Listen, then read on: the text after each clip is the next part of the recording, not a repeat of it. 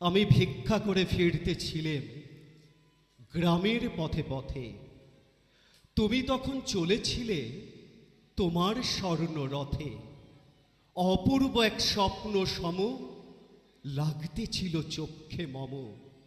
কি বিচিত্র শোভা তোমার, কি বিচিত্র সাজ।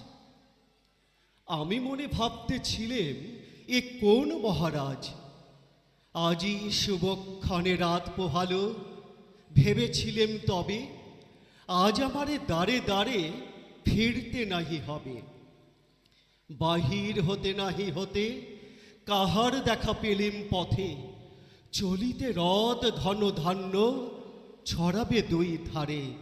মুঠা মুঠা কুড়িয়ে নেব, নেব ভারে ভারে। দেখি সহসা রথ থেমে গেল আমার কাছে এসে। আমার মুখপানে চেয়ে নামলে তুমি হেসে। দেখে মুখের প্রসন্নতা জুড়িয়ে গেল সকল ব্যথা। হেন কালে কিসের লাগি তুমি অকস্মাৎ। আমায় কিছু দাও গো বলে বাড়িয়ে দিলে হাত। মরি, এ কি কথা রাজা ধীরাজ, আমায় দাও গো কিছু। শুনে ক্ষণকালের তরে রইনু মাথা নিচু। তোমার কি বা অভাব আছে ভিখারি ভিক্ষুকের কাছে। এ কেবল কৌতুকের বশে আমায় প্রবঞ্চনা। ঝুলি হতে দিলেম তুলে একটি ছোট কণা।